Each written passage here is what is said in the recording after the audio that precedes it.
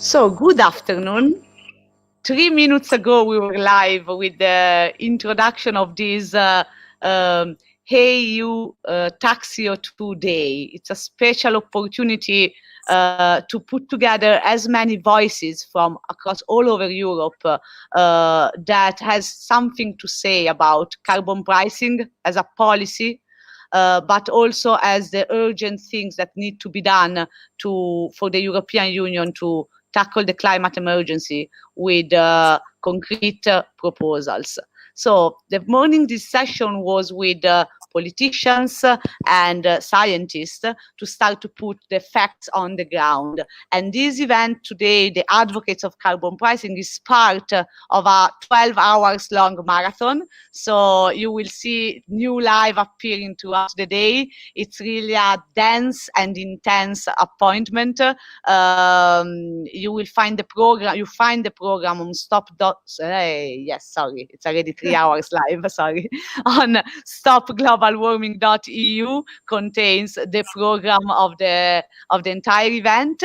And now we are here with Lulu Berton, who is a journalist and filmmaker, who is gonna help us to introduce this incredible series of persons that have something to say about carbon pricing policy, that do something about carbon pricing, and in general to advocate, campaign, lobby for against the climate emergency. So I leave the floor to Lulu to manage the whole thing.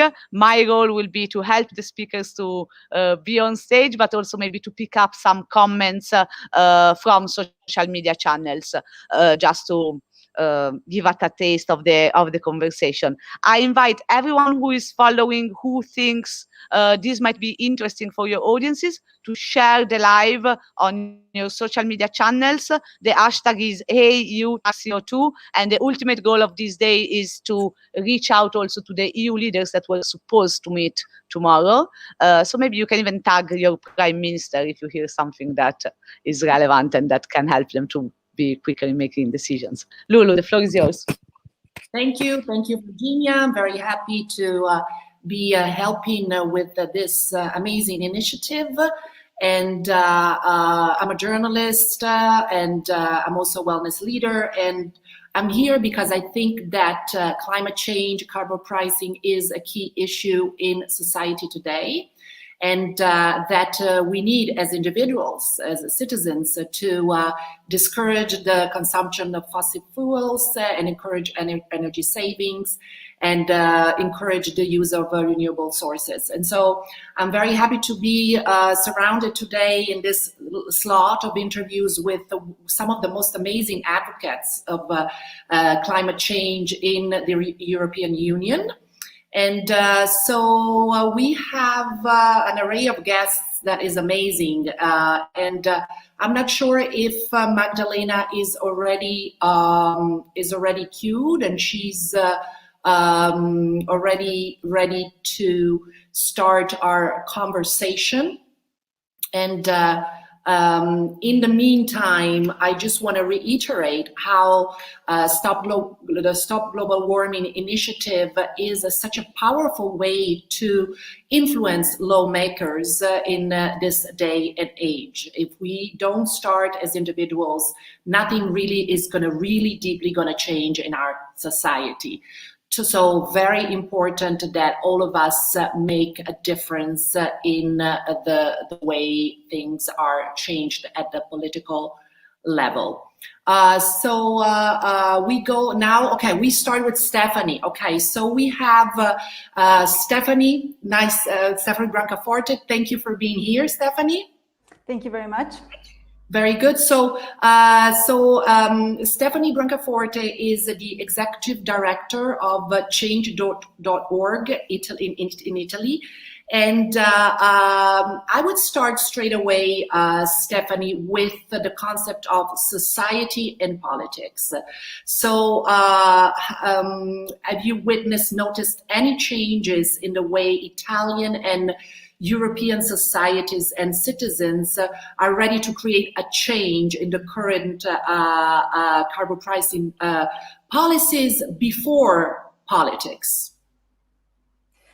Thank you. I think that there's often a misconception that people favor economic development and will prioritize, their pocketbook above all else, and that that people are silo thinkers. In fact, in Change.org, which is the largest campaign platform in Italy, and actually globally is the largest in the world, we've routinely seen very strong support for much improved climate policy. In Italy, we did a series of surveys on our list, which is a very, it's perceived as a very neutral list.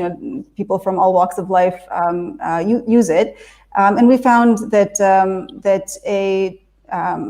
basically a Green New Deal, so a green transition, which would create a lot of jobs in the country, came out as one of the absolute top priorities in the country, with 75% favoring the introduction of Green New Deal policies. And in fact, we've seen since the Democratic Party and the Five-Star Movement, the Partito Democratico Cinque Stelle, when they formed their coalition government, that subsequently Green New Deal was a central plank, and it's also one of the top issues now for the for both parties. And I think that would have been perceived as inconceivable, maybe just a year ago. So I think this is the track that people are favoring, and there is broad public support for this way, also out of the economic crisis. More than in other countries, I think. In Italy, people have really seen the necessity of conceptualizing the recovery, and also sort of our government policies in a more holistic and sort of three-dimensional way, such that health, environment, and economy are seen as part of an integral whole. Which I think is very healthy for the public debate as well. I agree. And why, Stephanie, do you think that Italy is on the forefront of the European countries in this understanding? Why do you think it's Italy particularly? That maybe is a bit more difficult to say. I mean, I think that we were particularly hard hit at the beginning by COVID, of course, and the very substantial differences in the quality of healthcare between, say, the north and the south of the country. Even though it was the north, which is generally has a much better healthcare system, that was the hardest hit by COVID. But at the same time, we saw that there was a correlation between the levels of air pollution, which are much higher in the north of the country, and are of course another side effect of burning fossil fuels and of our current fairly polluting system of development, where the respiratory issues were particularly severe. So I think there has been sort of an appreciation of the to some extent of some of the of what people appreciate and love in their lives, which is not necessarily like the fast-paced, growth without end paradigm, but is really the regrounding in nature, in family and health. These are the things that make us feel human. Wonderful. Well, Stephanie, it was a pleasure having you and having you expressed all the wonderful things that you've been doing with your organization. Thank you very much, and we're looking forward to host you next time. Thank you.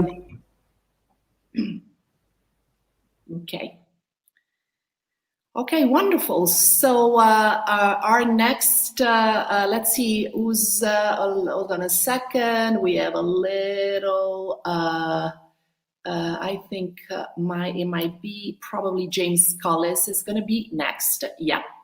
So we still have Stephanie there, but no worries. It's part of the live surprises that we get. So it's part of it. But whenever, okay, here we are. Hi, James. Welcome. Hi, Lulu. Can you hear me okay? I can hear you. Can you hear me? Yep, all good. Very good. Okay, so we're on, James. So we have James Collis, Regional Coordinator for Citizens Climate Lobby in Europe. And James has developed and chaired climate policy consensus in conjunction with other NGOs and industry voices based on the World Bank policy design principles. James, the topic that I would like to discuss with you today is, since you are the promoter of another European citizen initiative that has a request that is pretty similar to the one that Stop Global Warming has, why do you think is the right moment for carbon pricing right now in the EU? So fundamentally, many organisations have been calling for carbon pricing for some time, but the introduction of the European Green Deal creates a legislative context for pushing for carbon pricing specifically. And you're right to say this is one of the key points that our initiative completely agrees with the principle from Stop Global Warming, is around this core element of carbon pricing as the single most important and high priority element of policy to implement. And that's broadly because for the last 30 to 50 years, governments have been taxing people and using it to subsidize the fossil fuel industry. What that's done is it's created a world where we are effectively all addicted to fossil fuels, and it threatens the value of everything in the planet, including life itself. And we need to change that. And our initiative also proposes to reverse that flow of money so that we effectively price carbon or price pollution and return the money to citizens. Wonderful. And James, do you? I'm pretty sure that you believe this is the fastest way to have an effective solution to climate change. The Citizen Alliance, let's say, is the fastest way, you think, before politics steps in? So, as an organisation, we're talking to MEPs and to the executive in European Parliament. But what clearly helps in those dialogues is for them to understand that there is public support for this policy area, because it makes a difference to them. What we saw in Canada, who adopted the policy in 2018, is that once this policy of returning money straight back to citizens was explained in terms of why it's important and the impact it would have on the climate, the level of public support for this policy rises to about 2/3, about 65%. That's 2 out of every 3 people. Once they understand how it works, support this policy. That amount of public support is critical to the long-term support for policy to decarbonize the world. You need a policy that survives multiple government changes. So it has to have long-term public support in order to be able to do that. It's a critical aspect. Okay, wonderful. Thank you for reiterating that. And why do you believe, I'm reading in the chat, let's add Stephanie for a quick remark on what we just said. Yeah, why don't we do that and see what Stephanie has to say. Stephanie, your turn. Thanks. I just wanted to add one thing that was also that also grew out of the Change.org list and the desire for a Green New Deal and for thinking inclusively. Is that we've been working on creating a bottom-up Green New Deal in Italy, which I think is something that can also resist some of the political shifts that happen, particularly in Italy, where we love having new governments. And it's really something that it's been very interesting to see how much harmony there's been across across different sort of, let's say, political sectors as well, where people are able to express what their key concerns are about the environment, about the economy, so that we're not pitting a loser closing a factory because of climate change versus a loser who's facing rising tides at their seafront. But instead, we're forced to think more holistically about what the solutions might be for society, so that it's we're not just thinking about imposing a carbon tax, which price on carbon, which is absolutely fundamental, but thinking in general in this day and age, how is it that we want to allocate our funds so that we can find solidarity in this time of change for everyone. Wonderful. That's a good point. So one of the things that we have assessed in terms of the priorities that families take for money when it's returned to them, so rather than governments or other bodies deciding what to spend it on, the priorities of families tend to stay fairly consistent in that they still prioritize things like health, leisure, education, and they're just examples of industries. But broadly, what you find is the priorities for families when the money is returned to them at the lowest level in the economy is they prioritize service-led industries like those, and this is what leads to the job creation. And what you effectively lose in the transition to a decarbonized world is you lose highly mechanized and automated jobs within the fossil fuel industry, and you replace them with much more people service intensive industries.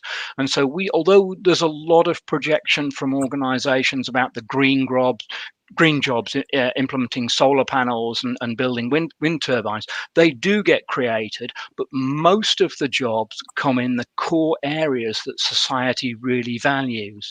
And so most of the wealth creation and the positive impact in the economy comes elsewhere, and that broadly keeps the economy in balance. So there is a transition. We do lose the fossil fuel industry jobs, but the win more than makes up for this in terms of job count. Wonderful. Well, thank you, James. Sorry, did you want to add something else before we close? I think the final point I wanted to make really on carbon pricing is the pathway that we particularly promote in Climate Income as part of the climateincome.org recycling of revenue purely to citizens and not making decisions elsewhere, is it follows a science-led path. So you look at the pricing in the IPCC 1.5 degree report, which tracks economically what the carbon price needs to be to achieve between 1.5 and 2 degrees C. And that broadly says if you steadily increase the price such that by 2030 you're at $100 per ton of CO2 equivalent, by 2040 it's 200, by 2050 it's 300. It's a price that would disrupt the economy if you didn't rebalance it.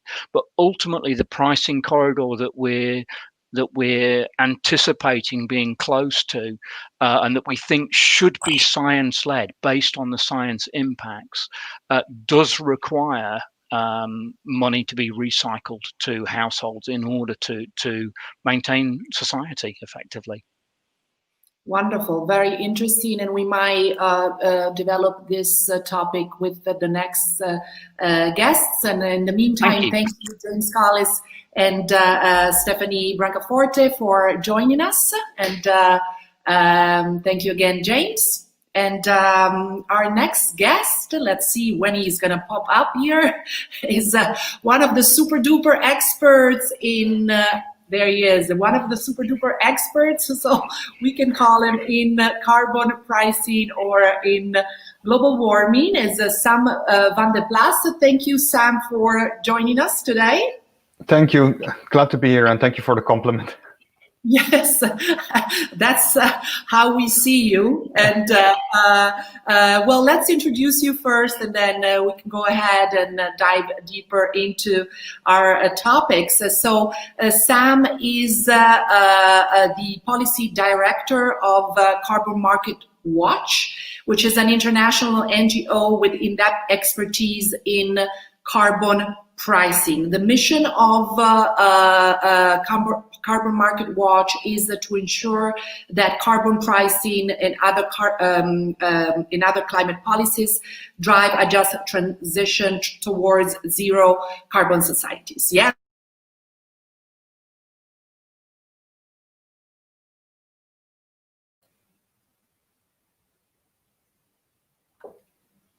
I lost connection here. Am I the only one? For a moment, it's okay. Yes, I hear you again. You can hear me again?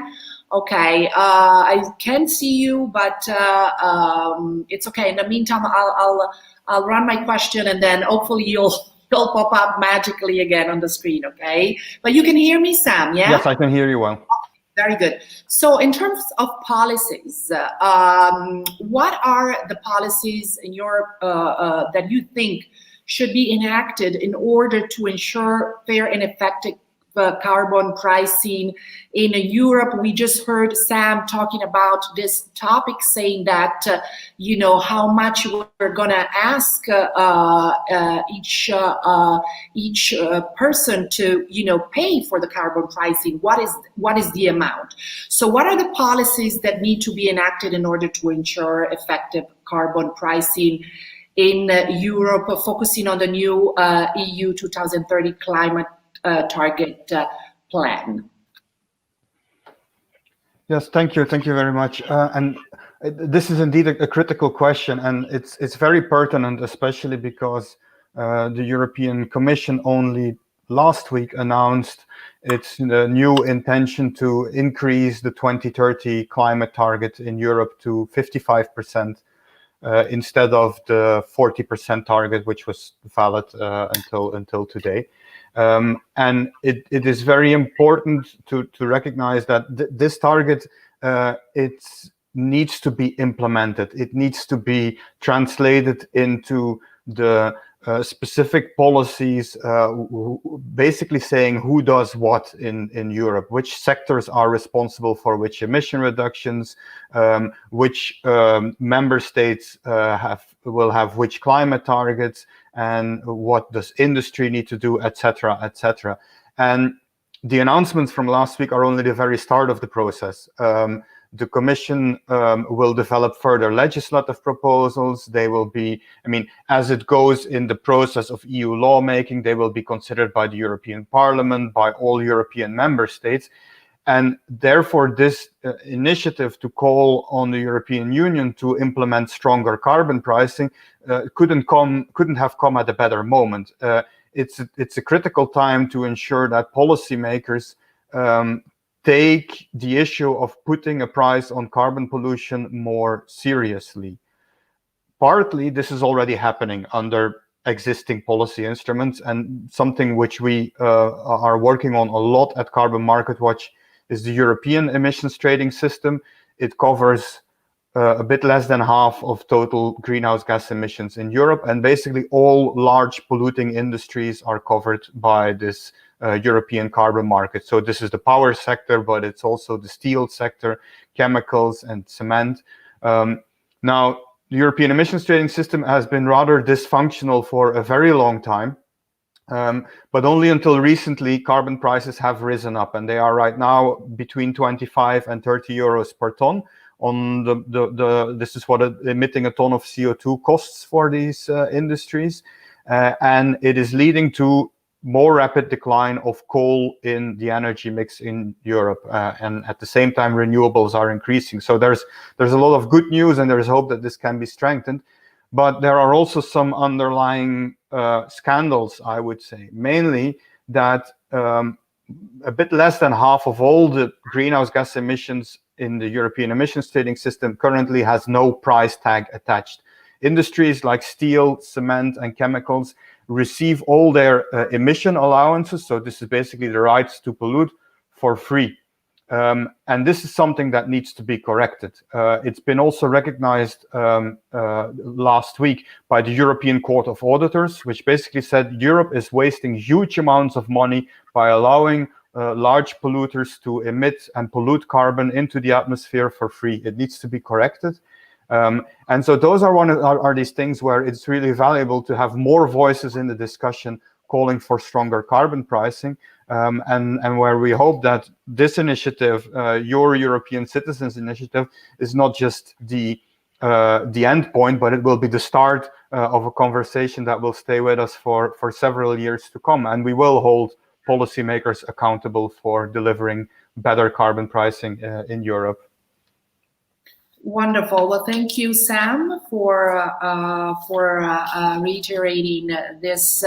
And let's say, besides a stronger carbon pricing policy, is there any way that the use of renewable sources is highly implemented or highly, suggested to singular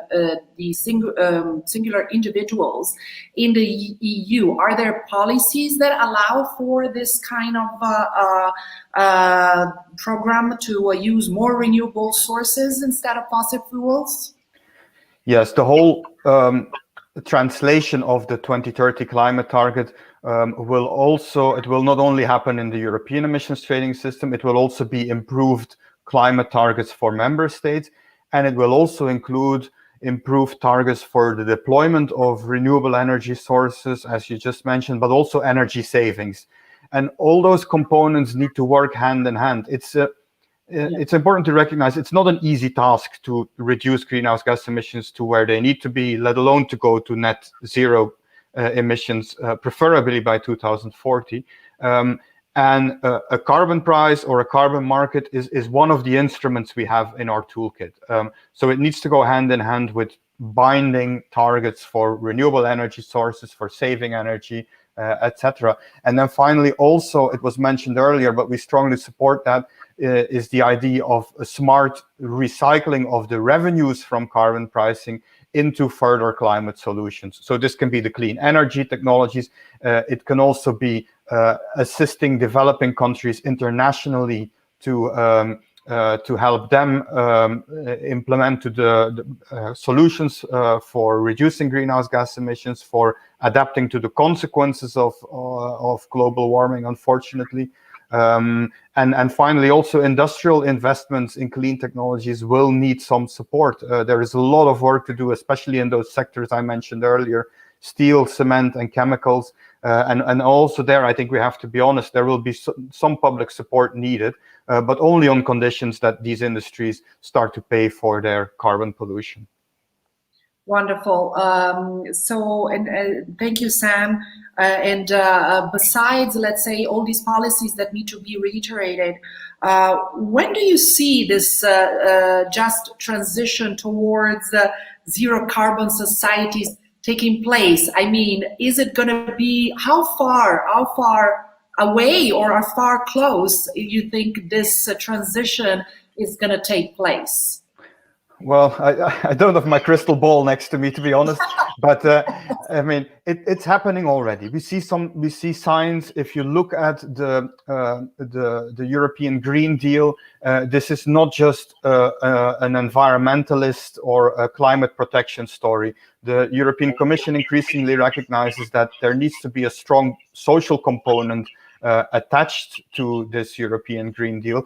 And for example, there has been a Just Transition Fund, which has been proposed. It's been discussed in the European Parliament. It's in principle, there are some good ideas there, because we need to ensure that also the families, households, and workers, even those who depend for their income on high carbon, high emitting industries, that they have a future in a zero carbon society.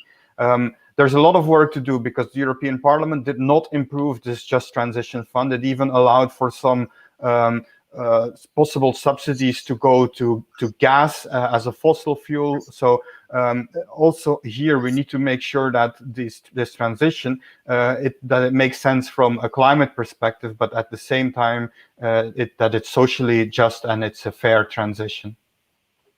Wonderful. I'm not sure, let me see if we have another guest that maybe can come in. Okay, step in, beautiful. We have with us Max Sbaihi, yeah? Yes, hello. Hi, Max. I'm not sure if Sam is still there. Are you still there, Sam? Yes, I am. Shall I turn Wonderful. off my camera? No, you can keep your camera on. Yeah, and the sound, because we might want also Maxim,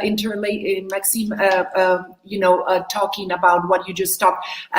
First of all, let me introduce Maxim Sbaihi. Let me know if I'm pronouncing your last name correctly. That's correct, yes. Okay, very good. And Maxim is the managing director of Génération Libre. And he worked as an economist, right? He worked as an economist in London for Bloomberg. And then he decided to become an activist. And so he's going to have a lot of interesting insights for us. Maxim, would you like to say something to Sam about what he just told us in all the topics that we have touched? Yes, well, first, thank you very much for inviting me. Thank you for spelling actually you pronounced my name well, but I see on the screen that it's not properly spelled actually on the screen. So if you want to change that, otherwise it's fine.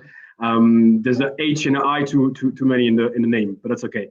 Thank you for inviting me, and thank you for organizing this chat, because I think it's very important for us to join and to talk especially at this moment where we need to have new ideas and to have also new initiatives also coming from citizens, not only from the policymakers in Brussels, but also from people on the ground, from think tanks, from economists, from people like Carbon Brief, for example, which I really like to read the publication and the research. I think you're doing a great job.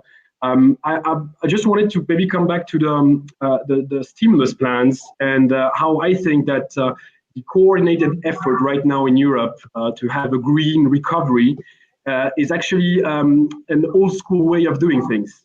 If we take, for example, the example of France, we have a €1 billion stimulus plan, which has been announced a couple of days ago, and 30% of that plan is labeled as green investment.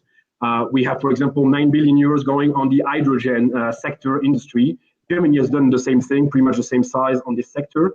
But the problem with that is that it's actually a top-down approach of government actually trying to identify the next industry, the next sectors, and willing to subsidize heavily these industries.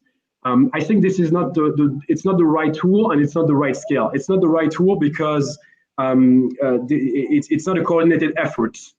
If you spend billions of taxpayers' money on the next big thing, the next invention or the proper sector, you might actually waste that money. So if we don't implement carbon pricing on a global scale, at least on a European scale to start with, and on a global scale next, we might actually be misleading or actually creating a misunderstanding for people to think that we are actually transitioning towards a greener economy, but it's actually not the case until we have a proper carbon pricing system in place. The wrong scale is also to do it on a national level. We've seen Germany, France, Italy, Spain actually going in each direction, on each corner, saying we need to push for more green investment. But as long as we don't have the right tool, carbon pricing, and the right scale at the European level, all these efforts will actually be in vain. There will be actually a drop in the ocean. So I think what we need to do is to stop doing this old school way of transitioning and actually start getting real. Start actually walking the talk. That means expanding the ETS system, the scheme in Europe to all industries, to all countries, making sure that all countries actually join the initiative, and also make sure that we do it on a coordinated efforts in Europe all together. Right now, I think 20% of carbon emissions in Europe are actually under the carbon pricing scheme, which is far from enough. So we need to go up to 100%, and we need to do it the proper way. That means first we need to make sure that we not only have a carbon pricing system in Europe, but that we also make sure that we also apply it to imported goods. That means we need to have a border carbon adjustment mechanism, which makes sure that all the imported goods are also taxed on how much carbon emissions they have on the products, and that we put everybody on the same level playing field. So that's very important. There's also this idea, I don't know if you have already discussed this, that Europe the great strength of Europe is to have one of the biggest and most integrated market in the world. That is the greatest strength of Europe, and we can use this to make sure that we create a climate club where we have our own carbon pricing system, and that we push people to actually join us. That means we ask them to actually have the same carbon pricing system as us, to join our initiative, or we tax their imports at the right carbon pricing level. So this is what William Nordhaus, for example, has been arguing for years now.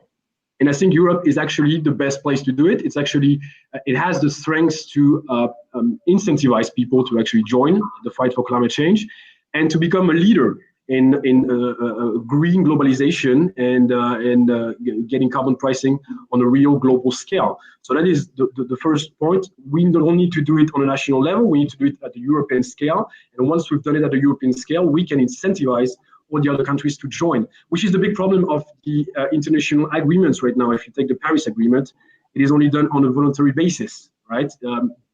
Countries can join, or can, if an election comes in, if a new leader wants to stop actually participating in the agreement, he can just drop out, and there is no incentive to do that. If we do it the proper way, if we do a climate coalition led by Europe, then we can push countries not only to do it on a voluntary basis, but actually to find some mutual benefits to join the climate club.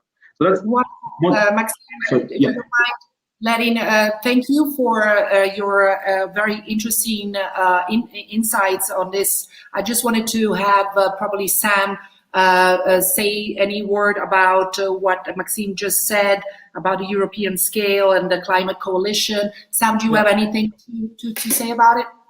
Yes, and mainly to reinforce the point Maxime made on the importance of the stimulus packages and recovery out of the pandemic we currently have.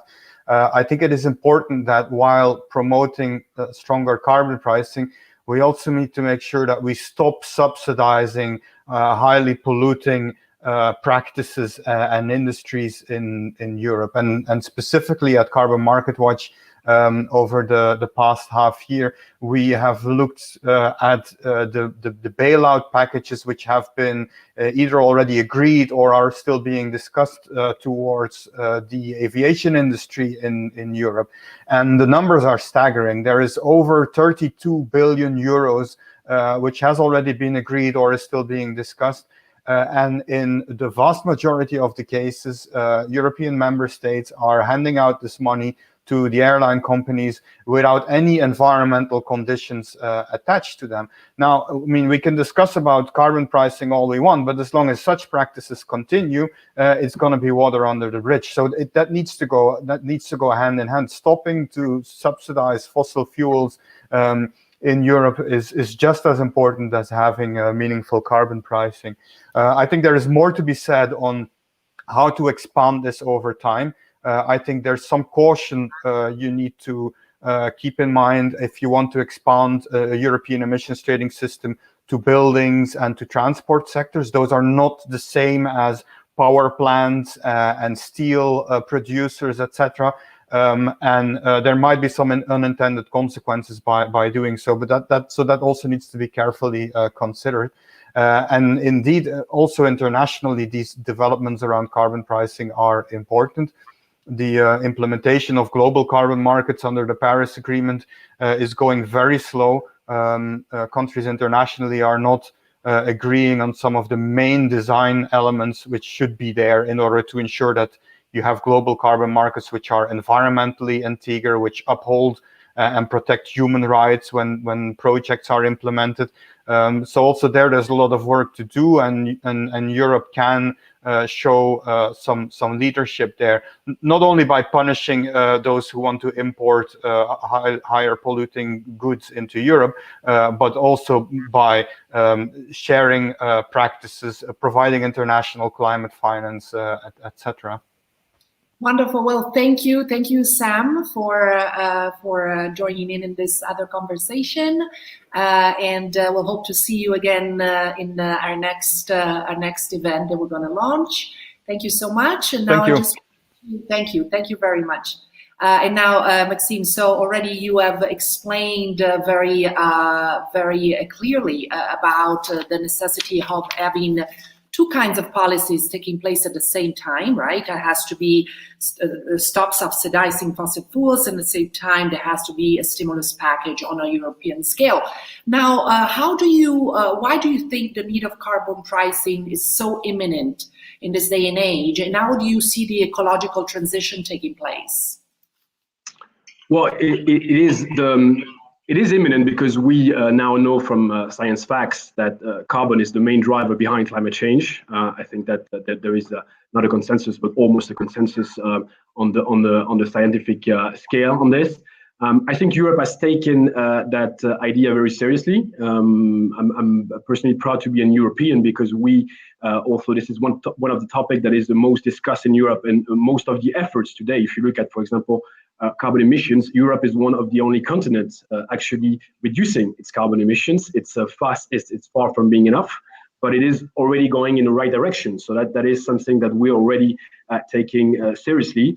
The problem we have is that, and this is maybe something that we need to think about when we fight for carbon pricing, is that we need to make sure that people don't think that this effort about pricing carbon is actually another form of taxation.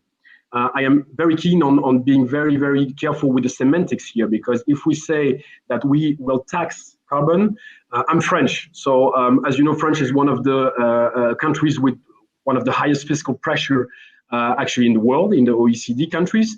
And we had an antecedent in 2018, you probably heard of it. We had the Gilets jaunes, the yellow vests, which basically a small form of carbon taxation actually was the start of small revolution here in France, with a lot of strikes and a lot of people actually being against that, because it was seen as another tax on top on a lot of fuel tax, which already exists in France. In France, 60% of fuel prices, for example, are already heavily taxed. So if we want to make sure that people don't think that the ecology is actually environment effort is actually another form of taxation, we need to make sure that we get the name right, and that the idea is also understood by citizens on the ground. If we say that we won't add another taxation, that is not going to be very popular with European citizens. If, to the contrary, we say that we want to include carbon in the pricing system, that we want to make sure that the environmental damage is actually included in the price system that Europeans use every day, then I think it's the best way to explain to them what we're doing and what we don't want to do. Carbon pricing is actually the most far-reaching, the most efficient, and the best idea we have around to fight climate change. It is I think that we won't manage to reach that challenge to fight climate change by overthrowing capitalism or changing radically our ways of life, as other people are actually telling us. It is to make sure that the market-based economy has got the right tools and the right way to do it. And carbon pricing is that way. Again, it is the right scale in Europe. It is the right tool. The problem now that we have is that people, citizens, don't understand exactly how this idea works. So we need to make sure, and this is why I'm very happy to participate in this chat, we need to make sure that the idea is now accepted by people, and that people, citizens all across Europe, know exactly what we want to do. One very important point with this, and I'll finish with this, we need to make sure that people understand that the revenues that will be raised via this carbon pricing system would actually not be another form of taxation, but that it will be spent, the money will be given back to the citizens.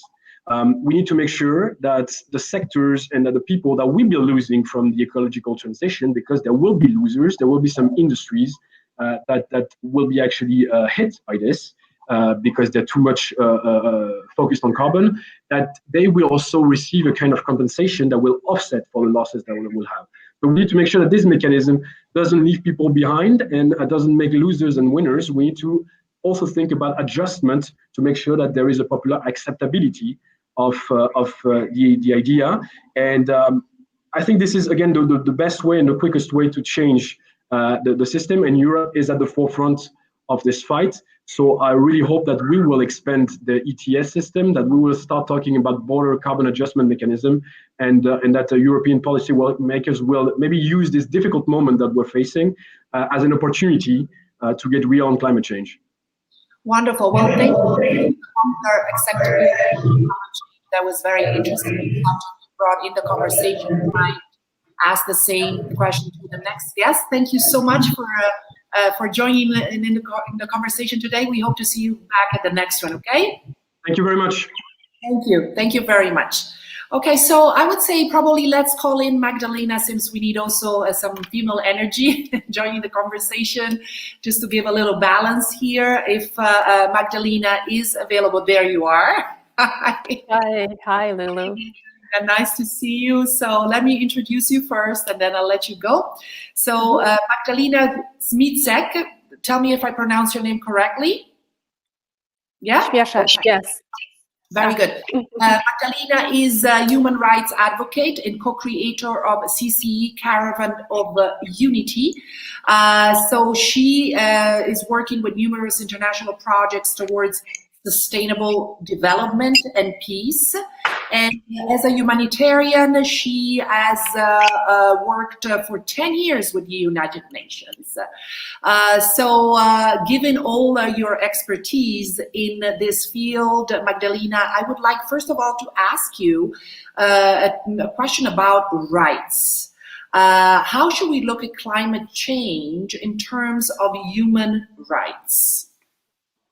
Yeah, it's a great question. First of all, thank you for noting the female energy. I'm glad to be bringing that into the room. Okay, yeah, so I had some notes prepared for today, and what I wanted to say is all the different right ways that we can look at climate change and the environment. And one of the right ways is through a lens of human rights. So that means having holistic environmental policies, being committed to the human rights to a healthy environment for us and for future generations. So, it's been said before, we're facing the prospect of dire consequences, forced migration, food insecurity, further inequalities, disease, and all of this undoing decades of progress on development, health, and poverty reduction. But notably, there are already in the constitutions, as the UN Environmental Programme has pointed out, over 100 constitutions have a right to a healthy environment. The European Court of Human Rights has recently taken a position that the environmental degradation can result in violations of the right to life, to private and family life, the prohibition of inhuman and degrading treatment, and the peaceful enjoyment of home. A recent report from the UN Human Rights Council Special Rapporteur on Poverty has taken a strong stance as well, stating among the recommendations that carbon pricing can incentivize low carbon investments and emissions mitigation, thereby generating revenue for social protection and creation of good green jobs. So essentially, carbon tax creates revenues, can contribute to distributional fairness. So a reduction of inequalities, which is at the core of human rights, which is the primary value of the European Union, ensuring our human rights. So we have these commitments, and especially to social and economic rights, which must be a priority for Europe. So investing in communities, especially in disenfranchised communities that are susceptible to pollution from fossil energy sector around Europe. So there's a responsibility within Europe, but also a responsibility around the world, sorry. And carbon pricing, while it can lessen these inequalities, it can also have, there's a potential for deepened inequalities if it is not monitored, and this has been pointed out recently in a report by Human Rights Watch. So yes, that is one angle to look at it from a rights perspective, as a human rights perspective. But also another right way of looking at climate change and the environment is not just treating nature as property, but acknowledging that there's a right of nature to exist in the first place and regenerate. And this is something that Co-Creating Europe and the movements that form Co-Creating Europe and the Caravan of Unity, which I'm representing today, encourages a holistic view in how we approach our environmental policies, our environmental activism. So a new movement is the right of nature itself. It's recognizing our relationship to nature, which is at the forefront of the movements and the activists that contribute. So you were saying about the approach towards nature and like re-educating, I guess, re-educating citizens on how to perceive natural surroundings, how to perceive nature within the context also of a city. So what are the policies, the actual policies that you are creating with Caravan of Unity in order to implement this new view about nature in urban also surroundings? Yeah, I recall that your previous guest had said that we need to educate citizens. We need to inspire citizens, have them know why this is important.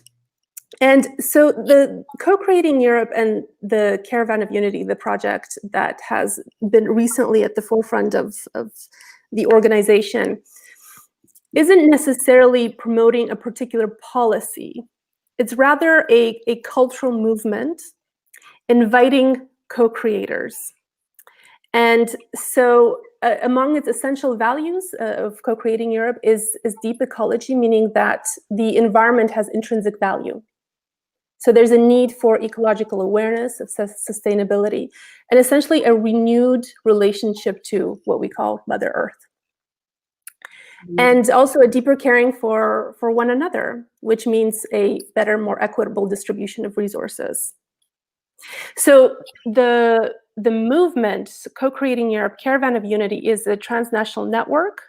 And so we connect individuals and organizations that are environmentally conscious. Many of them are environmentally conscious or intrigued by the ideas, but many participants are even proactively living in eco-villages and experimenting with some of these conscious ways of living together. I know your previous guest said, well, we can't, some of these ideas are radical, not everybody can do that, but there are experiments, and what we have to have at the forefront is a shift in mentality, a shift in mindset, not just economic development, but sustainable development means our psychological, emotional, environmentally minded development. So it's really a shift in how we look at it. Yeah.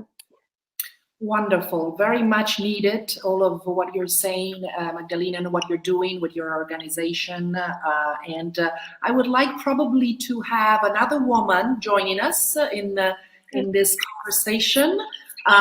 So we have Susanna Karp. There you are, Susanna. Nice, nice seeing you. Hi. Thank you for joining in. Let me first introduce Susanna, and then we can go ahead and have a conversation all together. So Susanna Karp is board member of New Europeans, and she's also working with Bologna Europa Climate NGO. She is a climate policy professional, and she's really deep in with the carbon pricing debate. So first of all, Susanna, I wanted to see if you had anything to add to what Magdalena was talking about, making sure that also citizens and societies are well educated about all these subjects. Do you have anything to say about that? Yes, absolutely. And actually, thank you so much for inviting me to comment on that, because I was thrilled to hear Magdalena's input. I have for a long time now championed the idea of the right to clean air being related to the right to life. So I was actually taking note of the court case you referred to, and I'm very glad to hear that this link is being made in the courts. I do think there's an issue around the sort of knowledge of these rights and the fact that, for example, we do have a right to clean water. So I think that's something we can work on more in Europe to also extend that knowledge, the fact that we have a right to clean air and the right to a clean environment.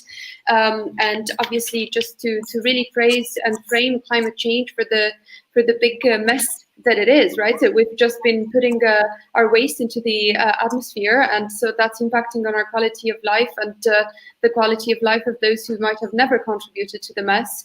So it is highly unfair, and I'm very glad that you've brought this angle up, and I do resonate with everything that previous speakers have said with regards to the need to make these topics more approachable and more even easier to be discussed in public fora.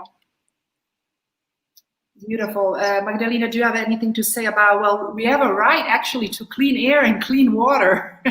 And in some cases, it doesn't look like we do because what we see happening in the world, but it's a right we do have. It's a right we do have, and how to implement that right.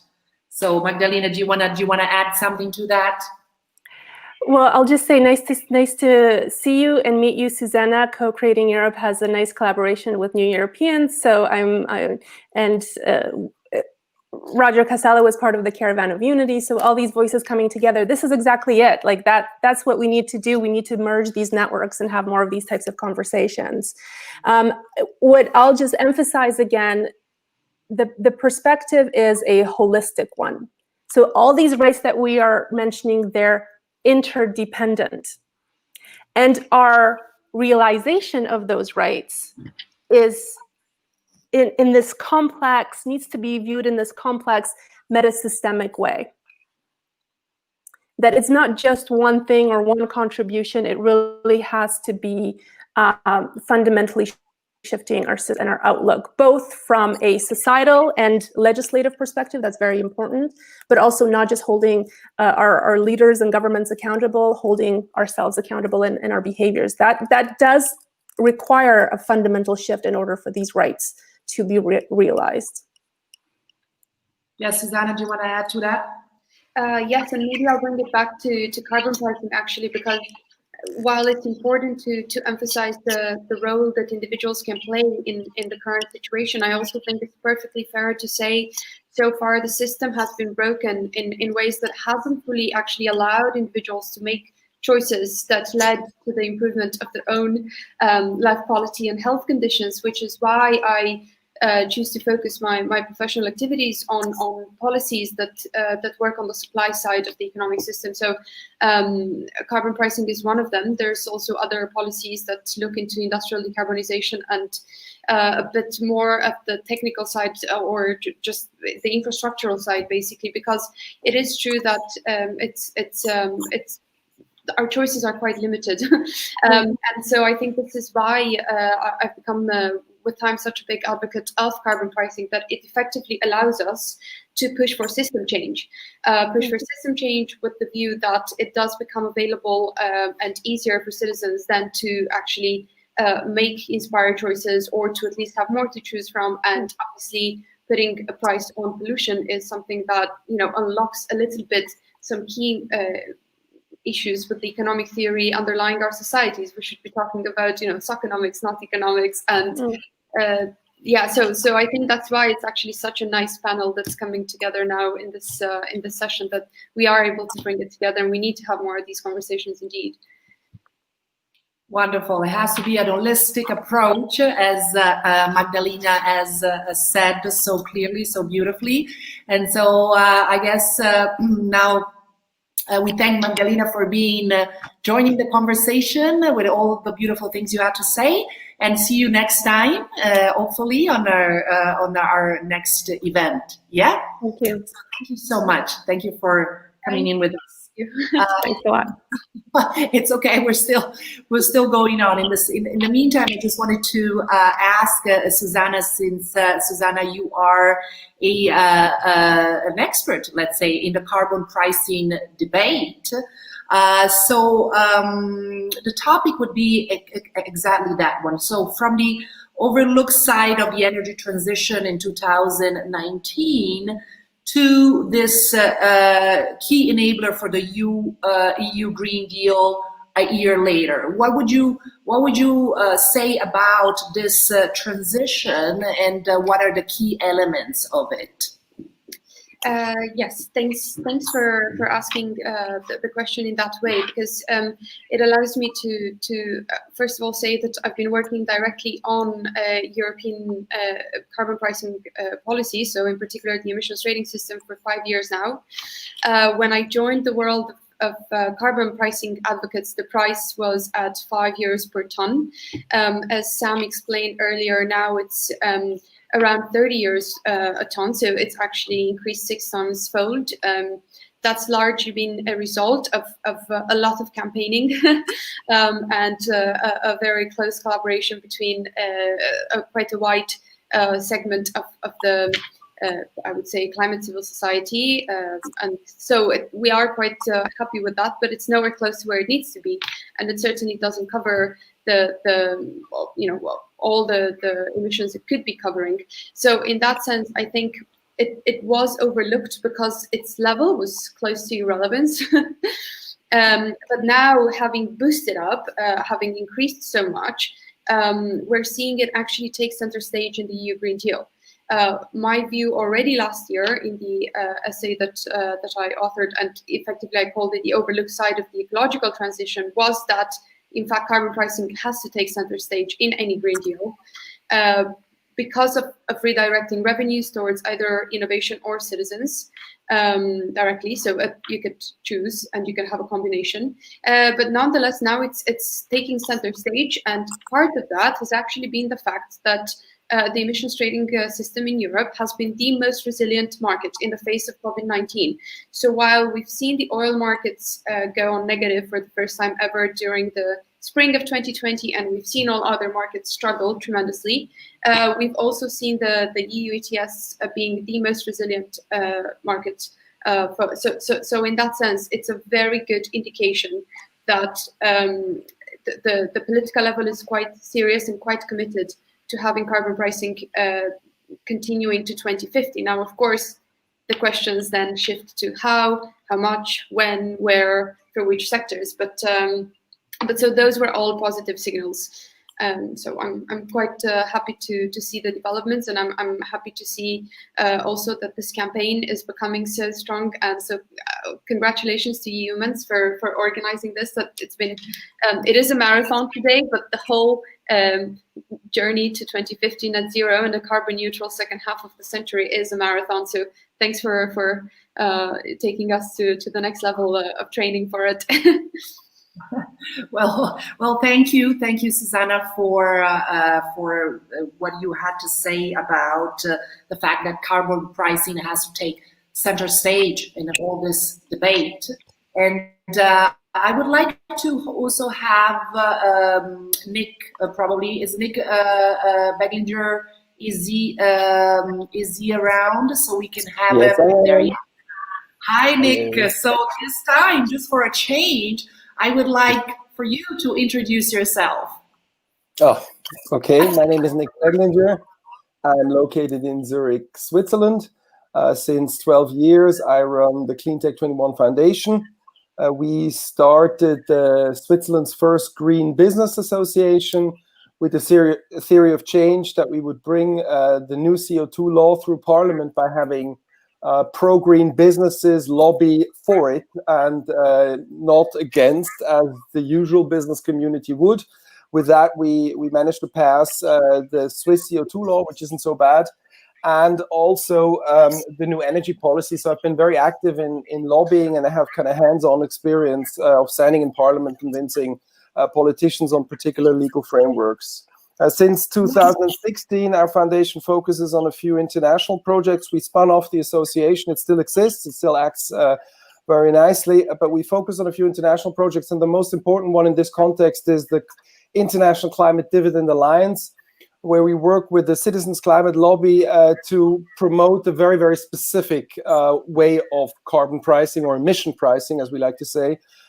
Because even though I agree with you, Lulu, that it should be holistic, our approach also needs to be very specific because we have so little time and the problem is so huge and we've been talking so much that we now need to come to a stage where we have very specific pricing instruments that we very specifically lobby so that they can specifically enter into the legal frameworks. So thank you, Nick. That was a very cohesive introduction. So do you agree with what Susanna had to say about the fact that carbon pricing has to take center stage if we want to find a solution to what's happening? Yeah, I mean, I absolutely agree that the emission pricing has to take center stage. I call it emission pricing and not carbon pricing because there's non-carbon emissions which we need to price as well. And I agree with Maxim that terminology is very important. So, hey, EU tax carbon, I would change to hey, EU price emissions, because it's about pricing and not taxing, and it's about emissions and not carbon, right? So I fundamentally agree, of course, as 2,000 other economists agree as well.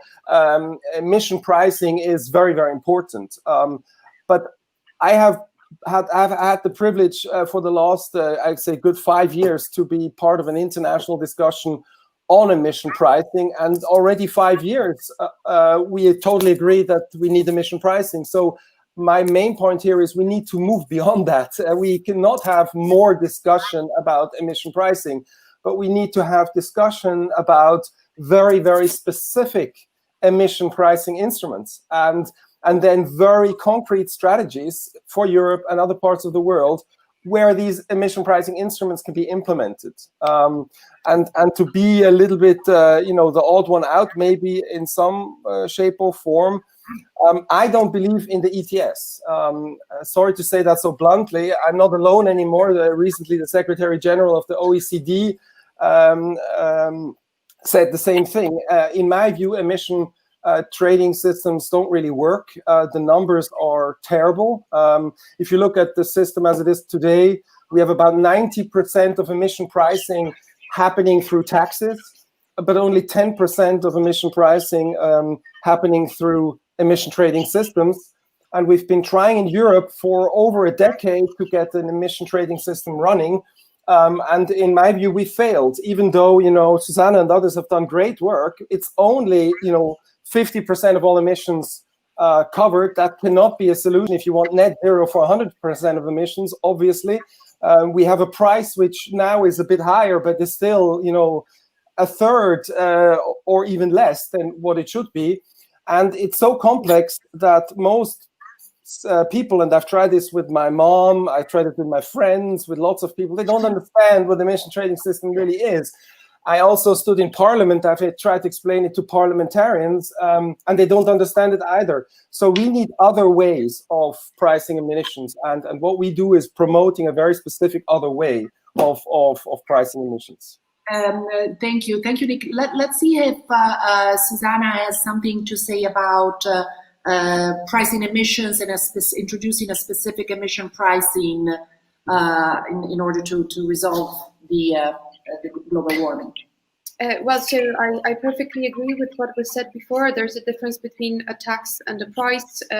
We're talking about carbon, but we should be also talking about methane and other greenhouse gases, which are much more destructive than carbon is, which is not to say we should ignore carbon. No. The discussion has actually only now, the fixing of the ETS that has occurred over the past 2 to 4 years has actually only brought us to where the scheme was meant to be back in 2008. So effectively, we've lost a decade where effective carbon pricing could have worked.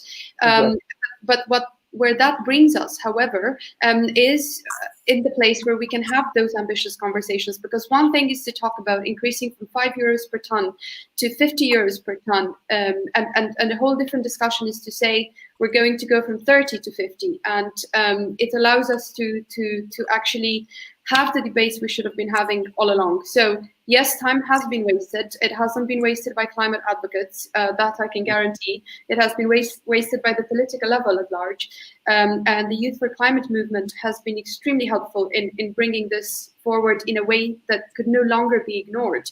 But nonetheless, the fixing of the ETS was actually quite important in again, showing just how relevant having a smart scheme at the core of all the other policies is, because what you effectively want to do is to have a carbon price that sort of self-adjusts. It gives you a direction for the future. The more you decarbonize, the more the price goes up. It should be in principle.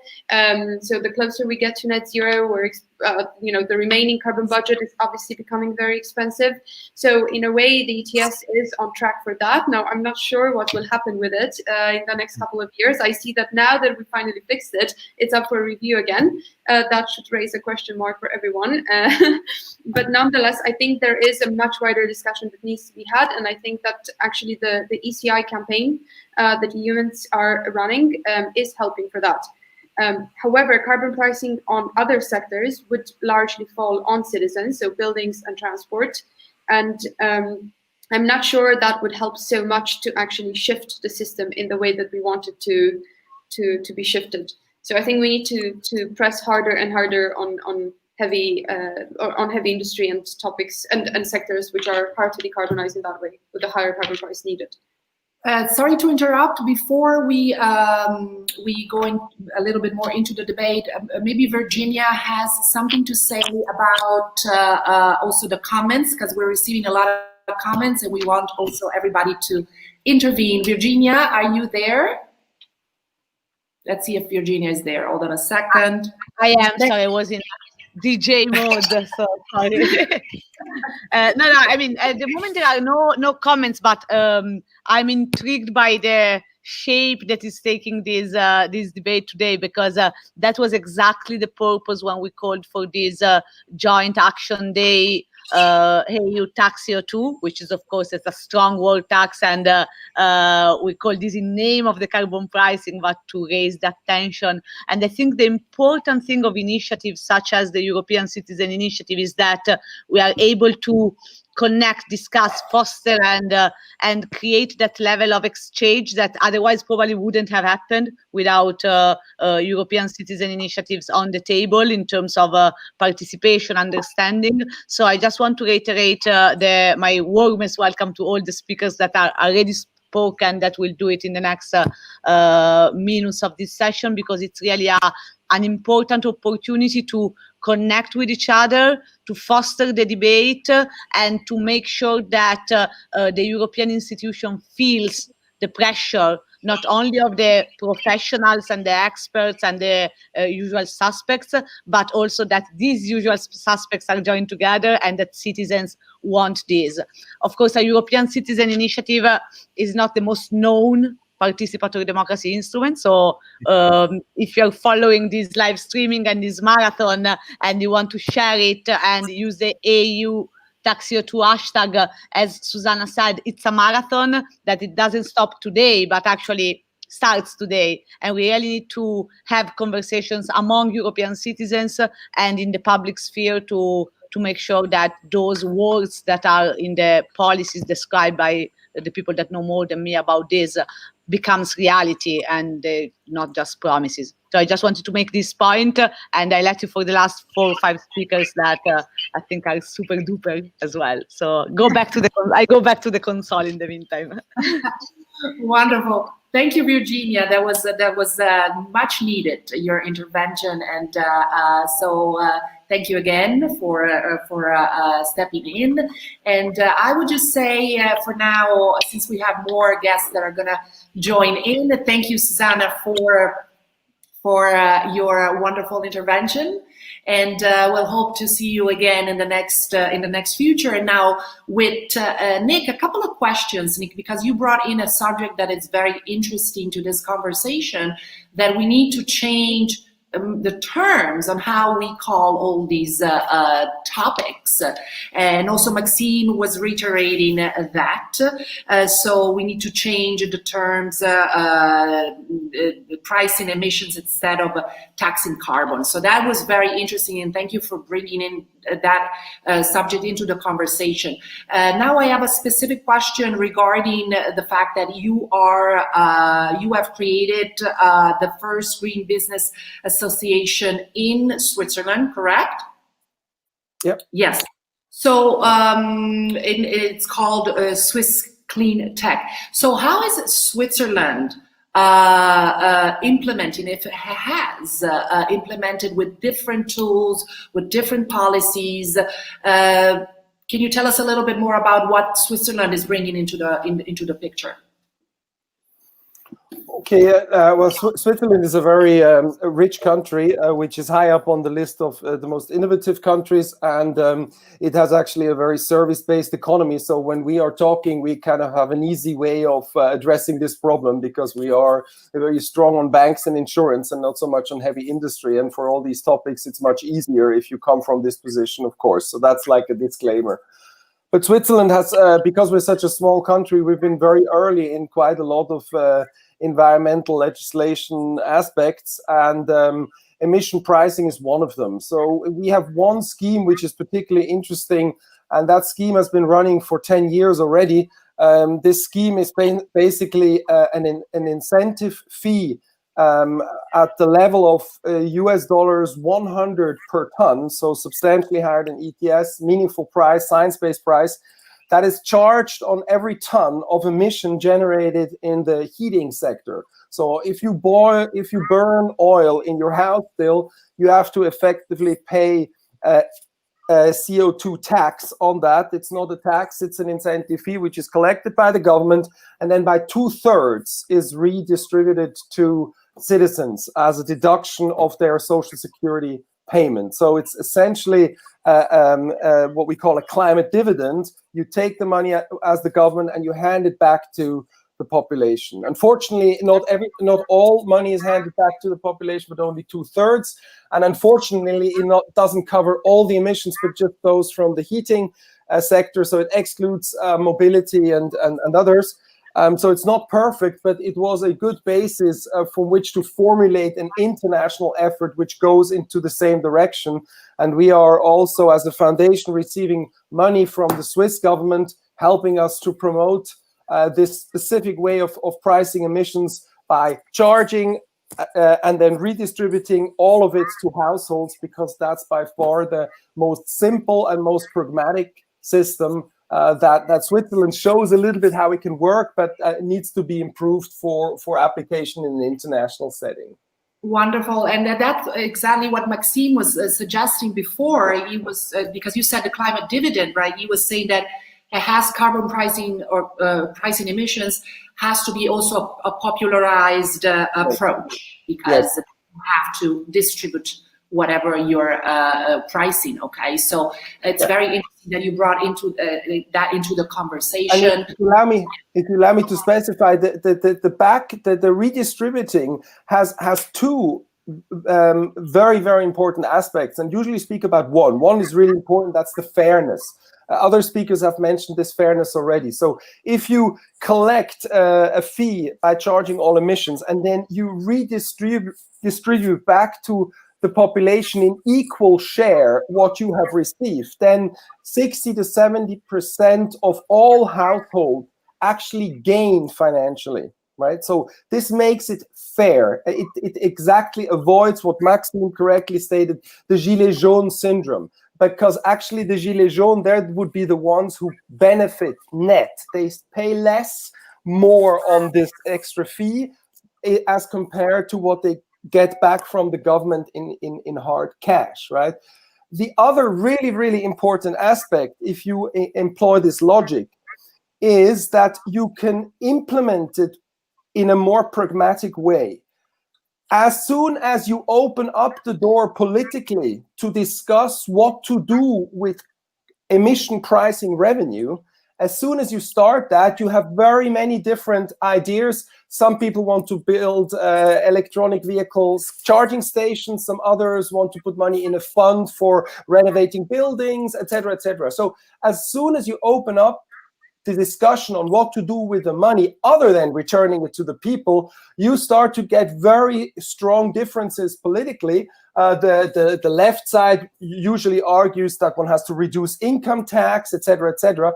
And our strategy is to try to avoid anything in this direction in order to avoid this political discussion, which will only make the process slower until we have something implemented. And this is actually something that Nick Stern, the author of the Stern Report, said a couple of months ago on a World Bank conference call as well. One of the main reasons why revenues should be sent back to households is because of this simplicity. Everybody understands. It's because of this fairness, and the combination of fairness and simplicity means you have a good chance at the ballot when people need to vote about these things and need to agree to implement the scheme. It goes quick, and that's the main reason why we follow this this strategy of trying to implement this very specific emission pricing tool.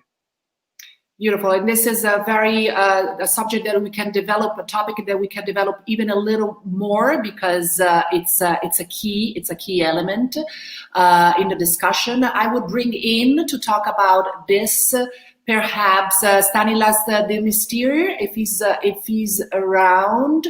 Let's see. Yeah, let's go to Stanislas. If he's in Stanislas. Let me see. Yeah. Is Stanislas available to join the conversation? Yes, he is. Okay, Stanislas is available, so let's have him come in. There you are, Stanislas. Hey. Oh, Lulu is... Thank you for joining us today. Hi, let me introduce you first. Yeah, Stanislas. So let me introduce you. So you're the vice president and co-founder of the European Future Forum, and in what we were talking about, the climate dividend. Do you have anything to say about that topic? I mean, I'm not a specialist on climate dividends as much as my predecessor right now. But I do have to say that the equity and the sort of fairness principle is super important, not only to gain popular support at the voting box, but also to gain sort of constant support, and which is also why I think that civil society is so important in supporting carbon taxing and also to promote carbon taxing, because I think that more than a specific policy, something as important and as sort of far-reaching as carbon taxing or emission pricing needs a very, very broad supporting base, and for that the sort of fairness principle is very important, of course. Yeah. So thank you, Stanislas. So you're also with European Future Forum, European Youth Forum. You focus also on the most misunderstood and neglected issues we face on carbon pricing and on global warming. Can you tell us briefly, because we don't have a lot of time, we have a few more guests. I know it's a big subject, but can you tell us briefly what are the most misunderstood and neglected issues we face? I think one of the, if I keep it very specific to carbon taxing, I think the most pressing issue is the realization of the value and the sort of the pricing we should actually have on carbon. If we talk about the way the ETS has implemented in it, and if we look at the Green Deal and see how they are looking into implementing carbon pricing, I think it's very important to also look at what studies have shown and what research facilities and economists price carbon to, and you see a huge difference between the two. Even the IMF says today that, I mean, 2 years ago they said that they valued 1 ton of CO2 at $75, which is, I mean, if you would implement that tomorrow in carbon all over the economy, that will completely disrupt the free market system we see today. And that's even a very sort of conservative estimate if you don't even include social costs, which would be much more heterogeneous if you look into different countries. So it's I think the biggest pressing issue is the extent to which we need to price carbon if we want to actually reach climate goals. Yeah. Wonderful. Can you still hear me, Stanislas? Because I see. Okay, you can still hear me, so I can't see you visually, but I can hear you, so it's fine. So you know what? I guess we need to bring into the conversation also Laura Gianni. Let's bring also more female energy to have about conversations. Let's see if okay, beautiful. Laura Gianni is here. Thank you, Laura, for joining in. Thank you. Thank you. In this case, I would like just to change things around a little bit. I will have you, Laura. First of all, Laura or Laura? Laura, it's fine. Laura, okay. I would have you just introduce yourself. Of course. Hi, everyone. I'm so happy to be joining you today. I'm Laura. I'm the campaign manager of Now. We are a global movement pushing for humanity to work as one on the biggest challenges of our time. So we don't focus specifically on carbon tax, but we have a lot of campaigns going on, including one on climate change, which definitely fits very well on the topic. So very happy to be here again. Wonderful. Thank you. Thank you. Laura, I'm not sure if Stanislas is still with us. Yeah. Okay. Still am. You can still hear us. So, Laura, I don't know if you heard what Stanislas had to say before about the most misunderstood subjects and topics in the conversation, if you wanted to add anything else on top of that. I couldn't hear very well. I don't know if it was a problem with my audio as well, but yes. Okay, so Stanislas, did you hear what she said? Yeah, absolutely. Yes.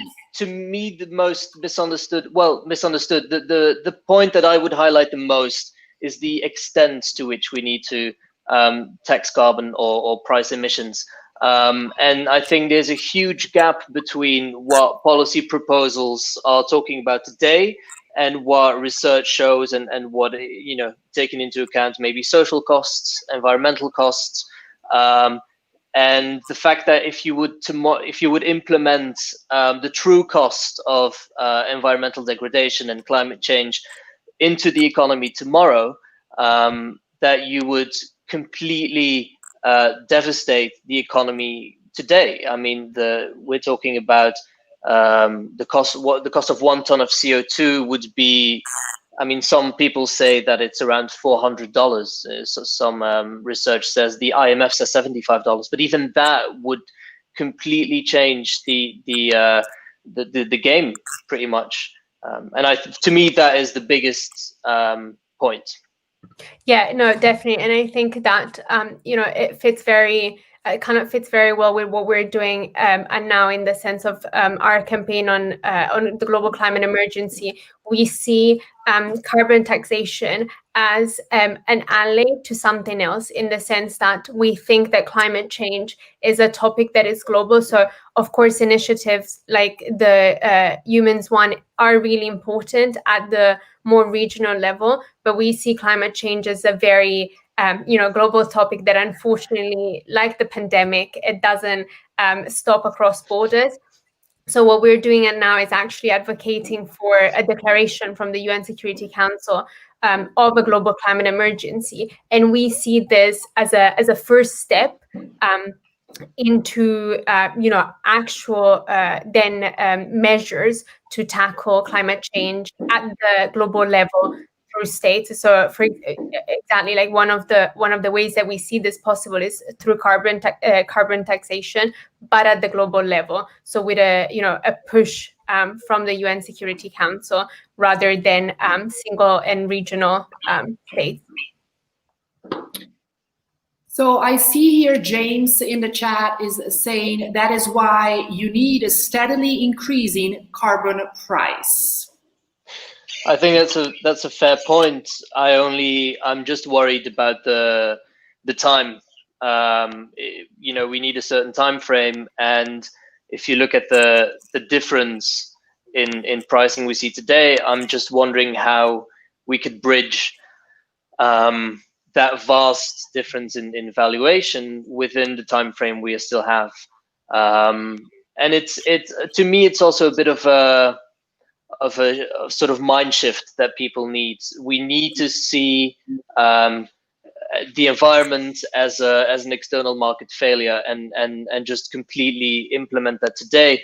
And if we can see it that way, then I think and we build a broad base for that through civil society action, and also broaden the work of CO2 valuation through things like debt for nature schemes, more internationally, then I think we can have that mind shift, and then I think we can actually evaluate CO2 to the level that it should.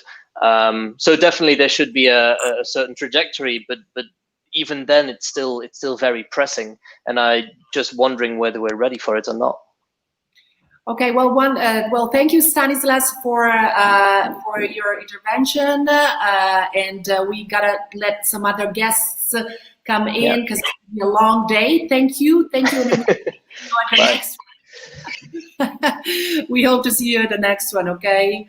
So thank you so much. I would say probably we're gonna have Laura and also Guillermo. If Guillermo is available, we want to have him. There he is. Hi, Guillermo. How are you? Hello everyone. Welcome, and thank you for joining the conversation. So let's introduce Guillermo first, and then we'll have him also add his comments to what we've just said. So Guillermo Dominguez is the space policy lead for Volt Europa, yeah? And yes. He's an expert in energy transition and climate change policy. And I would say, Guillermo, do you have anything to add about what we just talked about in terms of making the steadily increasing carbon price? Yes. Well, thank you. First of all, thank you for inviting. I was co-leading the elaboration of the energy transition and climate change policy from Volt Europa. It's a pan-European political party. Francesco Baldi already introduced in the previous sessions, like our motivations and objectives and how we want to do European cooperation to fix climate change. We'll go into a bit more detail into our European carbon market concept and how we want this price to be steadily rising. So basically, our objective in Volt is to achieve the Paris Agreement objectives, to stay below the 1.5 degrees, and try Europe to lead this transition without waiting for other countries to do it, while also trying to convince other, through diplomatic action, to try to convince other countries to join these efforts. Maybe as what they mentioned before of this club for the carbon pricing. So to achieve this, we know there's different scientific estimates on what's the global budget that is remaining. So, for example, in the IPCC, they did mention there's 340 gigatons of CO2 left to deplete the carbon budget to reach the 1.5 degree scenario with high chances. And there's a lot of uncertainty, of course, but this more or less serves as a rough order of magnitude to figure out our policies and how to do this. This is also related to this sort of digital clock on the estimated years of emissions left we have. They just installed, I just saw it in the news in Manhattan Union Square, like this clock. It's very carpe diem, I would say. But well, based on that, we prepare our policy. We assume the distribution, a share for Europe. We want to achieve, for example, by 2030, an 80% reduction in emissions and reach carbon neutrality by 2040. So carbon pricing is basically the heart of our policy. We propose a sort of hybrid system. Basically, we want to expand and correct the current emission trading system to cover more sectors. For example, we want to increase the coverage for at least 80% of greenhouse emissions. I think it's Eglinger also said this before about including more than carbon, not only carbon emissions. There's more things affecting the climate. Also, including buildings, all the electro-intensive industries, transportation, aviation. Also, Francisco Baldi in the previous talk, he talked about the current linear increase in the linear reduction factor for the emission trading system. They were currently targeting at 2.2%. We want to increase it to it's compatible with this target and reach the 8. Maybe even reach the 8.8 annual decline. And we want this a sort of price corridor with a minimum price. And this is where the hybrid comes from. Centering at 65 euros per ton. This is more or less an estimate. Of course, this has to be revised continuously and gradually increasing until 205 euros per ton. And this can also, of course, be revised. Guillermo, sorry for interrupting you for a moment. I'm just reading in the chat. I wanted to, make sure that everybody also in the chat gets a way to express themselves. So Stanislas was just saying about what you were saying. Good point on the carbon budget. This shows the deadline we face. And Laura, before we let her go, I wanted to see if Laura had any comments about this. No, definitely. And I think that, we've all seen in the news that we only have 7 years left. And it's clearly, I think, a waking up call for everyone. I've heard that, Guillermo, you said that one of the points is, to reach the Paris Agreement.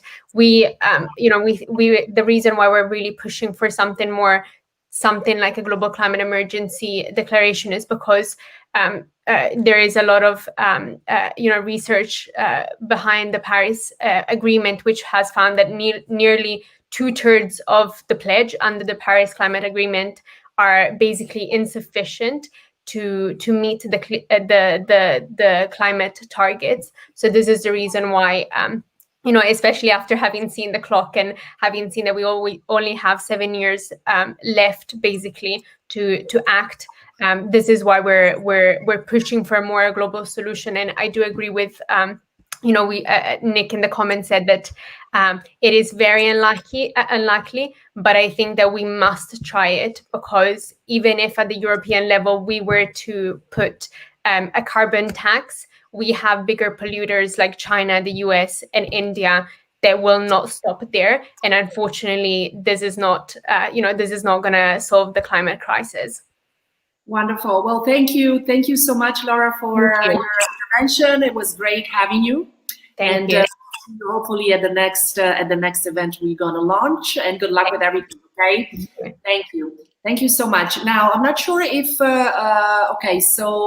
have a few more guests, so we're gonna let them in the next one. So yes, we have our next guest. Okay, would you like to introduce yourself? Yes, of course. Thank you. My name is Daniel Buira, and I'm a specialist in decarbonization pathway planning.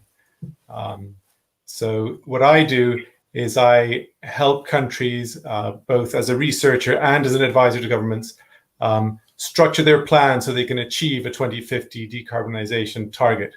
And this is a very different way of making policy. It's not about forecasting from where we are today to the future. It's about backcasting. So you set a target in some time, and then you work backwards to understand what you would have to do. And you deduce your short-term needs from your long-term objectives. So this is an analytical methodology, and this is the perspective from which I've been asked to participate here.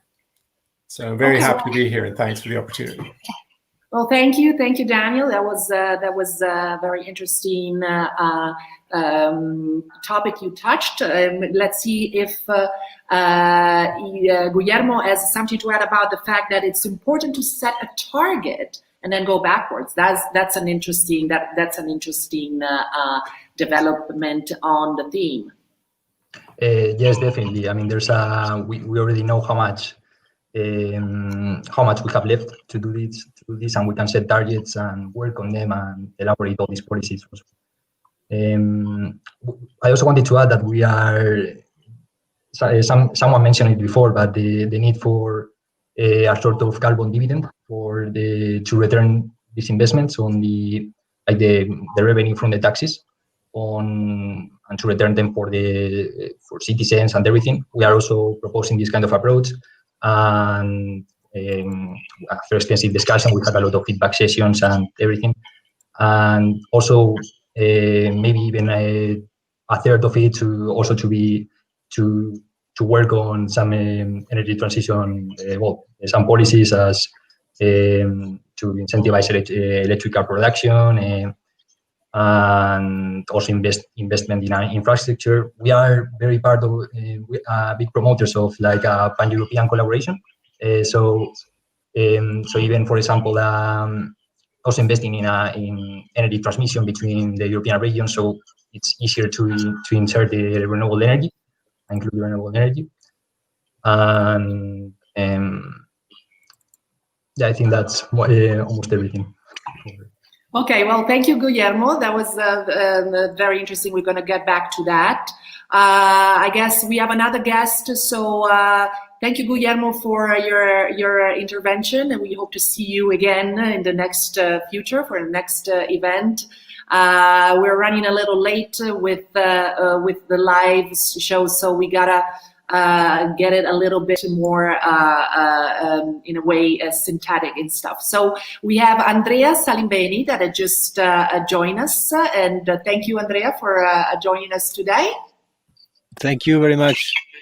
Thank you. Let me introduce you first, and then we'll go ahead and have you talk a little bit more in depth. So Andrea is an energetic engineer at Record University of Florence, and he's a coordinator of circular economy initiatives with Eumans. So first of all, Andrea, so after we talked about, Guillermo talked about introducing a carbon dividend, do you have anything to add about that? Yeah,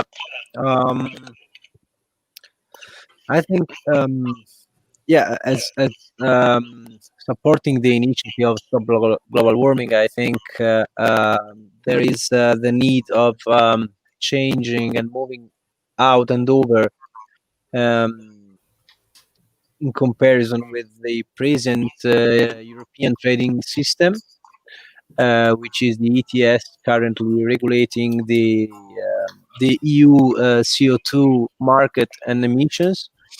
I am pretty sure that the introduction of a fixed price, which will be not influenced by the different sectors, but able to give a common price to the lack of sustainability, is a crucial strategy we need to afford now. I want to give a different point of view concerning the need of a carbon dividend. We always talk about energy, renewable energy, as the primary sector influenced by a carbon tax, or in any case by a price of the CO2. I think there is another important aspect to underline. The European Commission is recently approaching the issue of critical raw materials, so the importation of raw materials which are crucial for our economy, but at the same time not enough, or coming from conflict countries. We need to identify soon a strategy for reducing our contribution to the global wars and global lack of human rights in the extraction of these minerals like titanium, tantalum, cobalt. They are crucial for our economy, for our electric mobility, for example. The only solution we have as primary producers of waste in Europe is to recover these materials from our waste. Sometimes the point of carbon tax seems to be far from this aspect, but on the contrary, putting a price on the CO2 means putting a price on the environmental impact. If we will combine the introduction of a carbon dividend to a new and more effective system for assessing the environmental sustainability of the value chains, and so giving a support to those processes based on the recovery and valorization of critical raw materials from our residues, we will get the target. That means becoming self-sufficient for most of the material we are currently processing and manufacturing, giving an opportunity to our economy and unlocking the potentials that we have now to recover valuable elements and products from the waste we produce every day. Wonderful. Thank you, Andrea, for bringing this topic into the conversation. I wanted to ask Daniel before we let you go. What do you think about what Andrea just brought in about the recovery and valorization of critical raw materials and introducing a fixed price? So I think that the recovery of raw materials is part of the story. But regarding the fixed price, I think it's very important to just take a step back and understand what we might achieve with carbon pricing in face of the current climate crisis. So achieving the Paris Agreement is very difficult to do, and we need to transform all sectors of the economy very quickly. And so the price can do two things. One is send a signal, which can help people who make purchases or investments, make decisions. And the second is collect a revenue. What we use that revenue for is a very broad question. And we've heard about taxation, and I think that has its merits for sure. We heard about dividends. We heard about this distribution scheme in Switzerland, and certainly that also has benefits. But I think it's very important that we distribute the funds in the way that best take us to the transition that we're trying to achieve. So it's very important to have that broad perspective of the different sectors if we want to support, and we need policy packages. We don't just need pricing measures. We need to think about the justice of the transition. There are people today who are working in sectors that are polluting. If we do reduce activity in coal and oil, these people will lose their jobs. So the just transition issue is definitely a place where you would perhaps want to spend some of the revenues that you generate from the carbon pricing schemes. So I think it's very important to have a holistic plan for the transformation across all sectors, and to not be too simplistic in just trying to find a silver bullet. And there's a risk with a single price that happens, because if you want to stimulate innovation, an end price might be a very expensive way to do it. Maybe you're better off having a lower price, but redirecting funds to risk reduction, etc. So I think we've heard a lot of good ideas here. I do think that an emissions trading scheme misses many of the marks. And to me, the most important risk with an emissions trading scheme is that an emissions trading scheme is built to use market efficiencies to get a lower cost for the next marginal ton. Decarbonization is eliminating all of the tons from all of the sectors. If decarbonizing steel is more expensive than decarbonizing electricity, we still have to decarbonize steel. So I think this is the kind of perspective that we need, not only to design our pricing mechanisms to gather the revenue, but also to distribute it. I don't know if that's helpful. That's healthy and very helpful. And you talked to us about a holistic approach with Magdalena, which she brought in before. I will actually bring in Virginia again. So Virginia is going to close it up and wrap it up for everybody. Virginia. Thanks you, Lulu. Thanks, Andrea. Thanks, Daniel. And also, they left the backstage, but I hope they're still following. Thanks to all the amazing people that animated this session. And thank you, Lulu, for making this happen as well. So this was the Advocates of Carbon Pricing. It's part of this EU Tax CO2 Action Day, as we call it. So it's not a normal marathon, but it's way more than that. It's a way to connect different actors, different expertise, different people from different political parties around this idea of making pay on CO2 emissions. So this panel is closing now. We're going to have a 1 hour or so break, and then we're going to start again at 5 on the same channels that we've followed so far. So the stopglobalwarming.u Facebook page, Eumans Facebook page, YouTube channel, but most importantly, the website stopglobalwarming.u, where you can follow along the marathon. And we're going to have some amazing speakers and sessions. At 5 p.m., we start with Innovation to Stop Global Warming, with enterprises, companies, and startup exchanges on one side, how they use technology to contribute to sustainability, but also why they support carbon pricing. And then at 6 p.m., we are going to have a very interesting moment, 30 minutes with Marco Cappato, who is the founder of Eumans and promoter of stopglobalwarming.u, in dialogue with Yannis Varoufakis. I think some of the people that are listening know who Varoufakis is. He's the former Minister of Finance in Greece and founder of DiEM25 and MP in Greece. So it's going to be a nice 30 minutes of European politics. And then we will have at 6:30 the Italian session with a lot of amazing guests. For the Italians listening, we have Nicola Vaporidis, Oliviero Toscani, a lot of activists from Stop Global Warming, connecting from different cities of Italy, the journalist Tessa Gelisio, and many more guests in the evening. And then we're going to wrap up the day with Europe Future Fringe for our night session. So it's going to be, we're just halfway of our 12 hours marathon.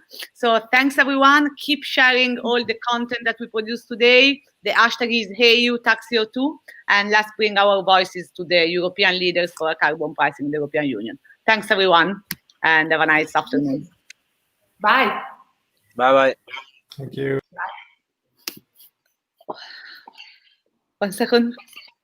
Oh, ciao.